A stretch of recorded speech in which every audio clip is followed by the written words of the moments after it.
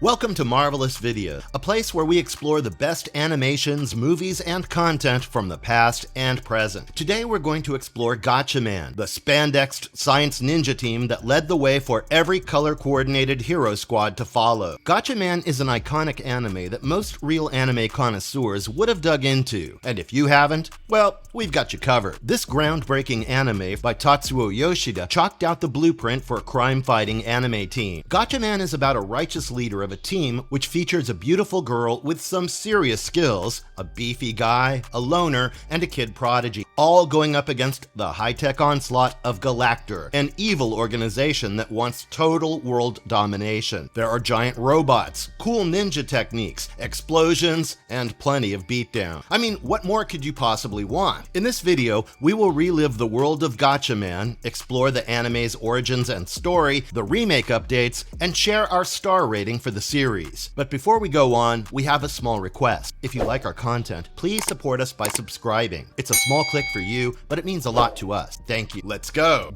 Gatchaman Origins. With an intro theme sure to transport you to 20th century Japan, Gatchaman, the irrefutable anime classic, first lit up Fuji TV in its native country in 1972. The debut was just the start of a super hit enterprise that would blaze through the animation world. Gatchaman came to the US in 1978 as the reworked Battle of the Planets. The series reenacted the exciting adventures of the teenage super squad, the science ninja team, as the G-Force. This Americanized version by Sandy Frank Entertainment became the most successful anime in the US in the decade of the 70s. G-Force Guardians of Space was another English adaptation of the Gatchaman series that came out in 1986. The original Gatchaman was produced by Tatsunoko Productions, the passion boat of one of the most celebrated illustrators and creative minds in anime, Tatsuo and Kenji Yoshida, and Ippei Kuri. With an artistic style heavily influenced by American comic books, Gatchaman today hits all the nostalgia buttons for the folks who watched it on rotation back in the day. Tatsuo Yoshida's persistence on the realistic style of animation and hard action, inspired by the likes of Superman and Batman, comes in full glory in Gatchaman's art and storyline. The bird-themed ninja superheroes battle to save the world was so popular, it spanned 105 episodes, which was quite a feat, guys. Today, we may click on whatever content we desire and binge-watch entire shows in a week or less. But before the digital age, only the rare few smash hits could keep the viewers returning to their couches at the same time every week for 2 years. And Gatchaman achieved this level of insane viewership. The series changed the game, standing out for its vivid costumes,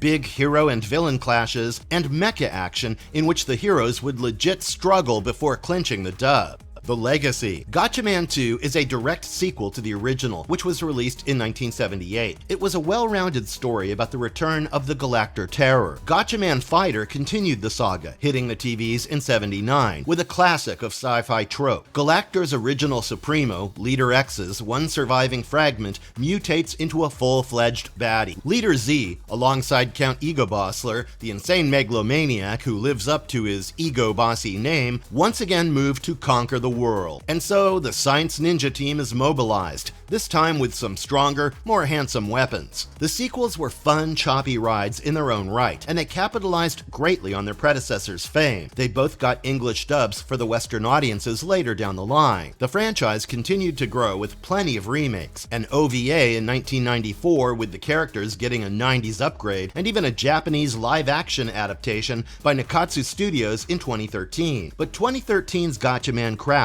was the first official reboot of the OG series since Gatchaman Fighter. Gatchaman Crowds gave the fans a new glossed-up version of the Science Ninjas team, this time going against a bad alien called Mess. Science Ninja Team Gatchaman remains a cult classic that influenced modern anime such as Sailor Moon and Power Rangers, and continues to lend its formula to animations and live actions to this day. Gatchaman and Battle of the Planets fans would be pleased to know that the Battle of the Planets project announced by Joe and Anthony Russo back in 2019 is very much in the works as we speak, and we'll give you more on that later in the video. Okay, so let's just go on and explore the magic of Gatchaman, the runaway success that started it all. Gatchaman anime. With a plot steeped in science fiction and all the mecha mayhem you can imagine, Gatchaman was something special. The evil organization, with a perfectly intimidating name, Galactor, would aim all its energies and giant animal-themed robotic threats at conquering our world and its resources. But they're always fresh out of luck, because on the flip side, we've got the International Science Organization's Dr. Nambu and his icy cool squad, the Science Ninja Team. If I were to count how many animations following Gatchaman have gone back and plucked from the seasoned Gatchaman groove, I would end up with a full basket. A head count of 5 as a standard team size. The standard team composition: the hero, the big muscle, the young teen, the tech, and the hot loner. Even the standard villain, that evil organization with gigantic spaceships and a power-crazed fanatic at the helm, will settle for nothing less than full-scale world domination. Each one of these modern animation cliches can be traced back to Gatchaman. The episodic plots were mostly about Galactor and its many giant robots, like a mummy, the Turtle King, and even a metallic cockroach who loves its sugar, creating a mess of destruction, and the science ninjas stepping in to clean it up. Galactor also has a thing for destroying the environment or stealing tech that is meant to facilitate environmental preservation. Our Gatchaman heroes would be the saviors of the Earth and its nature. Now, Gatchaman is a product of its time, and some modern viewers may find the characters pretty basic at times. A giggle or two is bound to escape your snout through Jun's suggestive takes on Ken, Joe's hands itching to blast the bird missile at the drop of a hat, and also the general disregard for physics in just about every action scene. But like all 70s anime, we have to free our imagination from its realism hunt and enjoy the storytelling with the background trumpet crescendos for what it is: classic anime. The members of the Science Ninja Team in Gatchaman are vividly costumed, with capes with bird-like silhouette. They're all trained in an unusual form of ninja martial fare, which accentuates their avian theme. In fact, a lot of the time, I felt like the Gatchamen were floating around as if in zero gravity when they fought. The Science Ninja Team's biggest asset is God Phoenix, their main ship that docks each one of the team's members' super cool vehicles. The God Phoenix could go supersonic. It could dive underwater and shoot into space. It had bird missiles and all types of other weaponry and tracking tech. But it also had a feature so rare that it almost gave the ship a mystical quality. When it gets supercharged with energy, it could turn into a flaming, mythical bird that could overwhelm any adversary. Now, I wouldn't want to spoil the whole series for you, as I want you to be as surprised by its awesomeness as I was, but I will give you a breakdown of the first 2 episodes so that you can test the waters. Before we get into the real crux of it all though, let us get acquainted with the stars of the Science Ninja Team.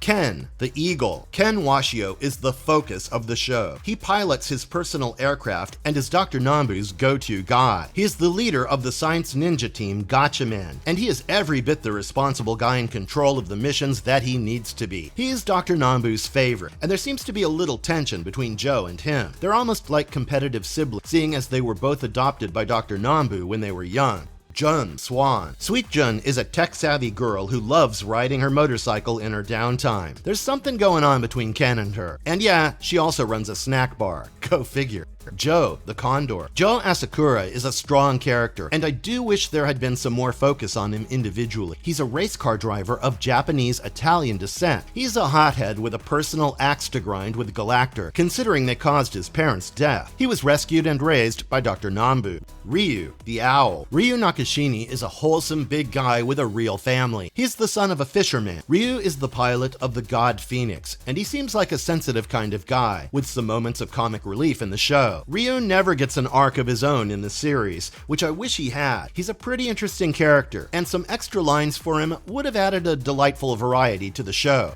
Jinpei, the Swallow. Little Jinpei feels more like a touch of adorable to a stacked and serious team. He's a young kid, an orphan who grew up with Jun in her snack bar. Most of the time, he's just a teasing little brother to Jun. Alright then, let's take a plunge into the Gatchaman universe. Gatchaman vs. Turtle King, Episode 1. The first episode gives us a pretty good intro to the Gatchaman world with all the vital elements of the show on display. We'll cover these episodes in a fair bit of detail to give you a good gist. To kick things off, we have Dr. Nambu calibrating a new Galactor threat, a giant armadillo-looking robot that has broken into a nuclear facility. Dr. Nambu calls the Science Ninja Team into action, and all the team members leave whatever they're doing, park up inside the God Phoenix, and get to chasing the giant armadillo. armadillo thing, which is actually a robotic ship called the Turtle King. The Turtle King has stolen some uranium from a nuclear facility and destroyed the whole place. Dr. Nambu gives Ken express orders to locate the Galactor headquarters, as he knows the big robot came from Galactor, the malicious group hell-bent on world domination. Ken cries, "Bird, go!" and a gadget on his wrist glows, turning him into the fully spandexed hero,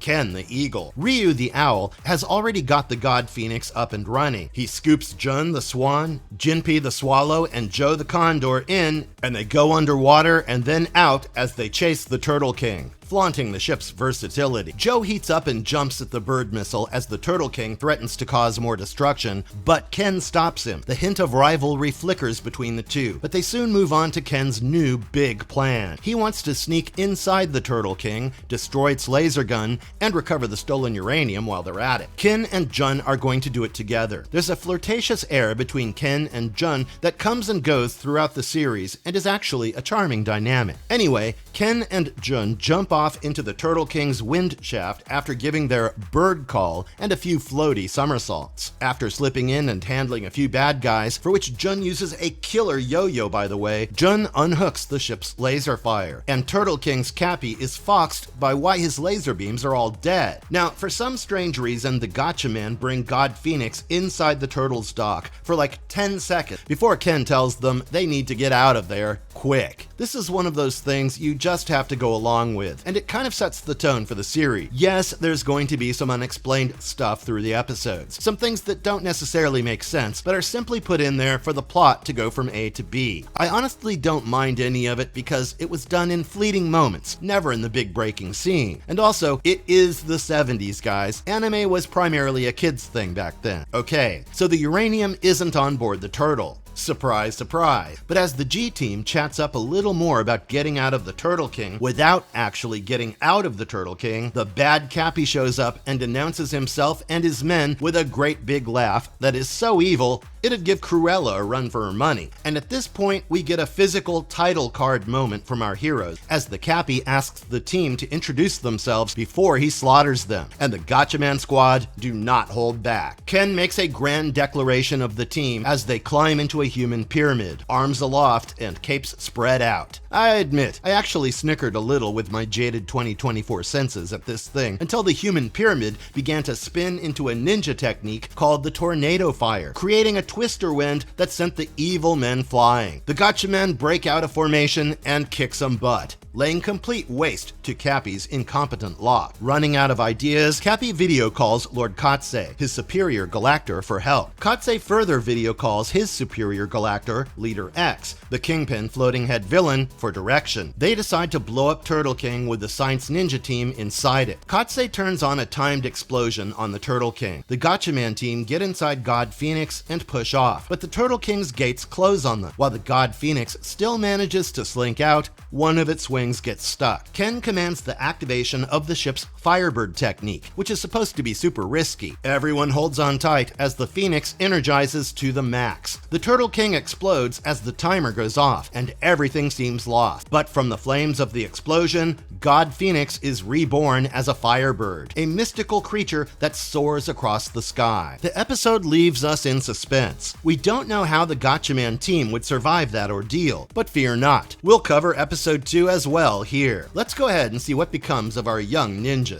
The monstrous aircraft carrier appeared. Episode 2. Episode 2 starts out on a curious note. 2 astronauts have completed a space mission and are earthbound, but as their pod splashes into the South Pacific Ocean, 2 robotic stingrays attack them. They capture the pod and take it to a large whale-shaped Galactor ship, an underwater aircraft carrier. Dr. Nambu reckons it's a job for the Science Ninja team, Gatchaman. He calls Ken, who quickly turns into his Eagle Gatchaman self and gets the team together for their next mission. Okay, so right here we're cued into the fact that the team is perfectly fine after the Firebird incident from the last episode, quite without ceremony. The God Phoenix is also in mint condition. A device called the Earth Compact, which locates natural resources outside Earth's atmosphere and the uranium within the Earth's core, was on the astronauts' pod that fell into the ocean, and Dr. Nambu takes the Gatchaman to go to the splash site to find the priceless Earth Compact. Meanwhile, the Cappy from the Turtle King in the last episode is in the Galactic Galactor whale ship and has his hands on the Earth Compact. Using the compact, Cappy locates all of Earth's uranium deposits. Lord Katsei and Leader X order him to find the greatest uranium source in the ocean and build an underwater plant over it. Wow, that's going to be slow as hell. I mean, imagine an all-diving suited building crew flapping about with their equipment underwater. But our villains are pretty basic evil, spur-of-the-moment kind of guys. Unfortunately for them, God Phoenix is already on the compact's tail. Ken painstakingly uncovers a nuclear explosion on the ocean floor, and they follow it. Using infrared tech, they discover the Galactor ship, and instantly, Joe gives a detailed theory of exactly what Galactor is up to with the Earth Compact they stole, nuclear plant and everything. Ryu wants to blast the ship. Never mind the Earth Compact that's in there, or the pilot's Galactor is holding Cap. Thankfully, Ken is not having it. In a pursuit that mirrors the one in Episode 1, with the uranium swapped for the Earth Compact, Ken decides to sneak into the Galactor ship, but this time, he skims through the water in style, tactically making his way into the Galactor lair. He quickly finds the astronaut's pod, but he isn't as slick as he may have thought, as Cappy discovers him lurking around. Cappy gives another one of his signature laughs as he unleashes his men on Ken.